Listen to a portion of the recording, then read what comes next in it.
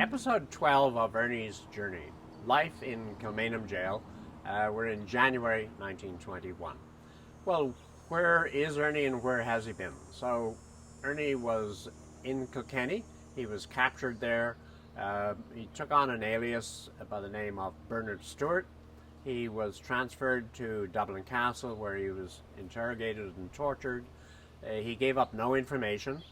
They didn't know what to do with him, so they put him out to the holding cell in Kilmainham.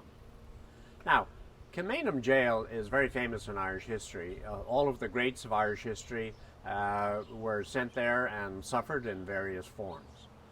It's the Bastille of Ireland, built around the time of the French Revolution in order to have a place for incarceration of the Irish. And Ernie finds himself there. Let's look at how he describes his introduction to Kilmainham and some of the conditions. I was in a jail, which one I did not know. Cold, thick shadow and ugly walls. My boots crashed off the flags. A clerk in uniform asked questions. An officer stood by and looked at me. He spoke in a cold, thinly contemptuous voice. I disliked him thoroughly.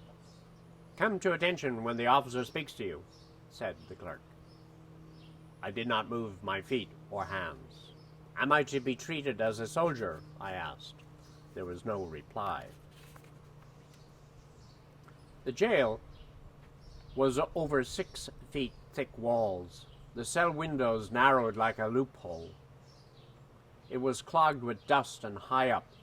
I could reach the ledge with my fingers by springing, but they slipped off before I could get a good grip. Murky light made reading difficult. The books lent to me were detective stories and tripish novels. The cell walls were crusty with age, dirt, and misery. The passage was damp, the walls oozy and smelly. Boots beat out a noise that hit back off the walls. Cell doors opened and shut in iron strength, with a nerve-jumping tear.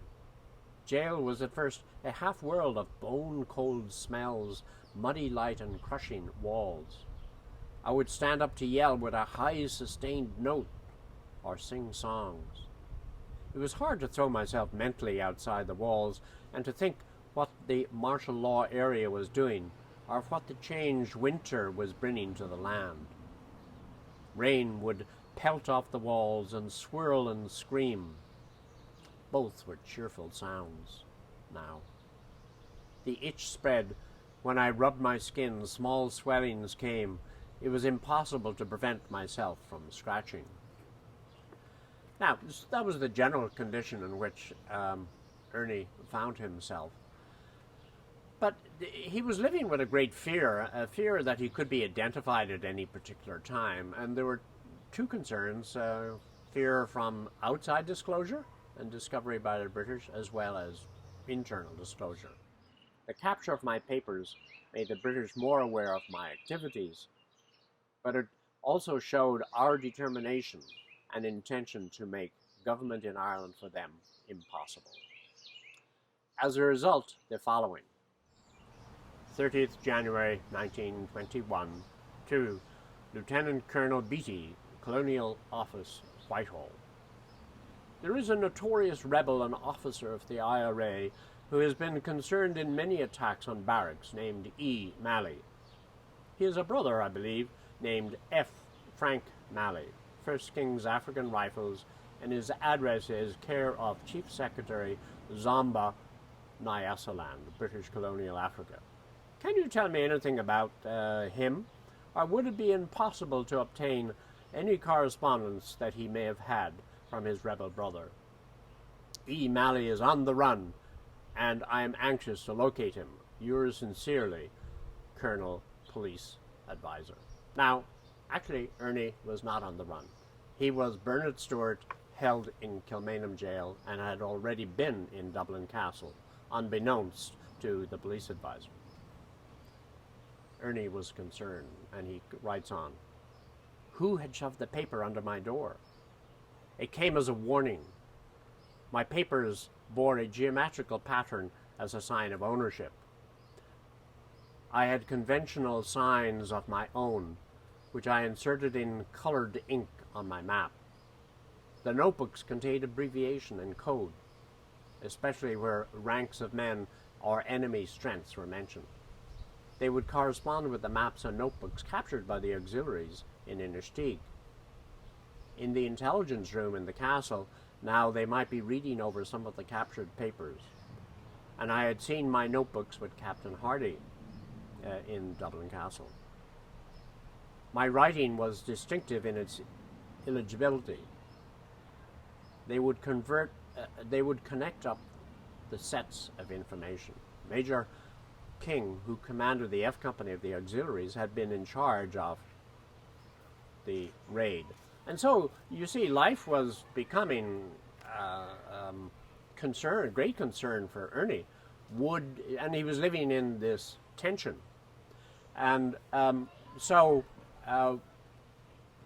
but despite that, I just want to cover another factor, which is sort of food, an aspect of life. We all eat every day, and Ernie didn't like the food. But he has a marvelous description when he meets with a fellow prisoner, Paddy Moran. Other prisoners got packages from home. The food helped them to avoid the monotony of jail cooking. I did not like the food. I ate little. I crumbled the bread into pellets that made it last a long time. I bit bits of candle. I did not care to tell my neighbors that I was hungry. Paddy Moran must have guessed that there was no one for me to receive packages from. He asked me to come down to his cell one morning, and I had a good feed. When I was leaving the cell, he gave me a parcel of food. I did not want to take it, but he showed me a box of groceries to prove that he had plenty. A good long drink of tea in his cell was something to think about, then and after. So, that was a very essential part of his life, was just trying to survive without eating. But going back to his concern with identity, we have another passage where he suddenly comes to face his own name, O'Malley or Stewart. As we quickened our steps to keep warm, and this was in cold January 1921, I heard a voice, "O'Malley!" I did not turn around. I wondered if my face or shoulders showed any signs of the name being mine. I prepared myself mentally for that. It might be sprung upon me at any time. If I had been arrested and were not sure of my description. The sallow officer stood in the doorway, slapping his trousers with a military cane. "Hey, O'Malley!" Later, a half glance showed me a boy waving at me. I dropped back, man by man, until I came to him. He was from my old Dublin F Company. "Don't howl," I said, "and forget that you know my name. My name is Stewart. I'll talk to you upstairs." So here's Ernie, having suffered from the British and almost being betrayed innocently by his own men. And if they had put the O'Malley and Malley together with Bernard Stewart, he could have been taken out and executed. And indeed, I couldn't be telling this story today if that had occurred. As we reflect upon where Ernie is now, he's, again, a young man living in fear of what could happen to him at any time. It's really a constant fear. And that has a psychological impact on you, not only then, but later in life.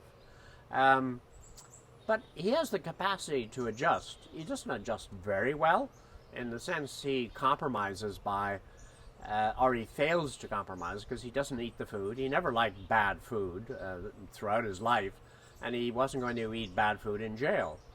And he rather not eat than eat. And we see his constant resistance to authority.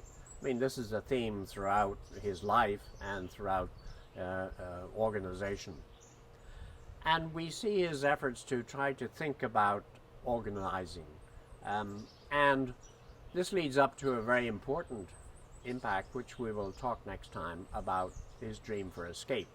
So next month we have Escape from Kilmainham Jail.